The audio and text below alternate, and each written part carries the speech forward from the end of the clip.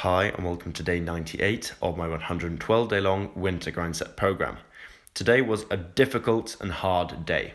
I ate 4,500 calories since last week I weighed in at way too low. The weight goal was to average between 83 kilos and 83.25 kilos as an average weight throughout the week. However, I only averaged at 82.7, which obviously that isn't good enough. So I upped my calories by 500 again, I'm back to 4,500 calories as a daily minimum throughout this entire week 6 of this year, as we say in the Swedish system. I don't know if you guys use weeks in the UK. I haven't lived there as an adult, only lived there as a child. More on that, not really. I also got a nosebleed during handstand push-ups, which was annoying, and in addition I only got 6 reps, partly because of that. The blood pressure really got to my nose and just probably popped a blood vessel. So yeah, today was just kind of a shit workout, to be honest. I felt really bloated and heavy. Stomach looks ginormous, saggy, full, bloated. But it's just part of bulking. Like, how are you going to eat 4,500 calories without being bloated? I mean, I'm eating normal foods. Even if I were to eat perfectly clean and healthy, or even eat junk food, whatever you really do, even avoiding entire food groups, you're gonna get bloated because it's simply a lot of food. And that's just kind of a part of it. I wish there was a way to not look like a fucking balloon while bulking, but that's just, once again, it's just part of the fucking process, bro. I'm in a caloric surplus, and that 500 calorie surplus or whatever it is, it just takes a toll on you. It makes you just look worse temporarily. But as you guys know, the goal is to bulk for this entire year. So what does it matter if I look bad now? The goal is to look good in 2024, not to look good temporarily now. If I wanted to look good, I'd simply probably carb cycle. Never tried that, but apparently it's supposed to help. Basically, upping your carbs a lot, then decreasing them massively to empty your glycogen stores, lose weight, and then eating a lot of carbs again to kind of fill your muscles up again with water weight and so on. But what I'm really doing here is my entire body is filled with inflammation and water weight, basically all of my muscles. So there's that. Then I'm kind of under-recovered, kind of underslept, and my stomach is just massive and protruding from the huge amount of food I ate. So it's kind of an unsatisfying day on the bulk, but it's a part of the process. And grinding this hard in this big of a calorie surplus, it's going to result in a lot of muscle gains. So I'm going to continue to go hard. As you guys have heard many times before, this is a 112-day long, aka 16-week, aka 4-month training cycle.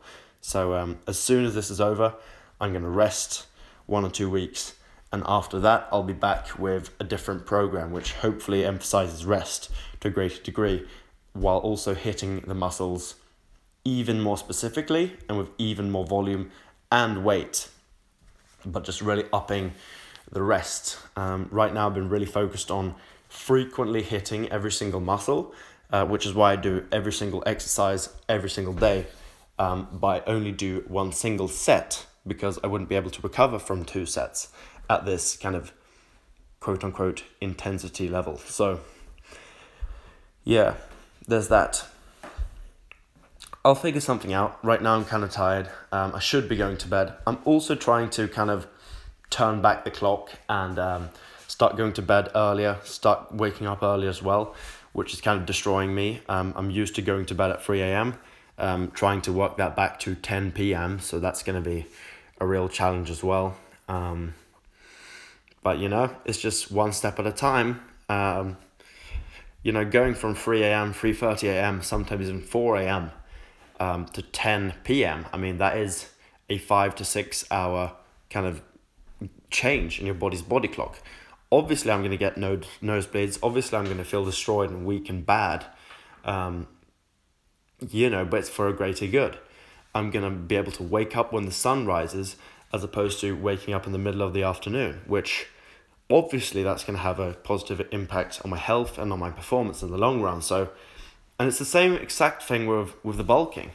Perhaps it's not super healthy, but when it comes to performance at least, the amount of muscle that I'm going to build here is going to stick. Like, you cannot possibly build 5 to 7 kilos of muscle and then just lose it all in the cut, unless you're a retard. So probably when I do cut back down to these kind of body weights, if I ever do go this low again, I'll be completely shredded if I ever go back to 83 kilos. And at this moment in time, my digital scale says it, and I believe it. I probably am around 17% body fat. Now, my stomach is protruding way more than it is in the morning, obviously. But if you look at my legs, which I sometimes show, my back and my arms, and my chest and glutes and my stomach, you can clearly see I am storing more fat than I pretty much ever have in my entire life. But that is intentional. It will get worse. I'm going up to 95 kilograms, as you guys know, by December. So I think it's really just important that I continue to stay on this path. Don't get disheartened because of one bad day. Because I know that if I can stay consistent for that amount of time with the actual proper weight gain, with the proper calorie surplus, I'm going to build 5 to 7 kilos of solid muscle. And more than half of that will stick if I decide to cut back down. So I'm really looking forward to that 85 to 90 kilos lean kind of body weight. So yeah.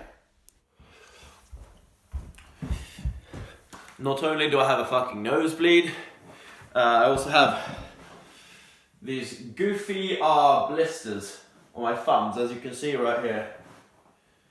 Highly irritating. So both of my thumbs have blisters on the insides there. Don't know if you can see it there and there. Basically, I was trying to ski on the lake today, and I just destroyed my hands. So now we're going to deadlift with this. We live with our decisions.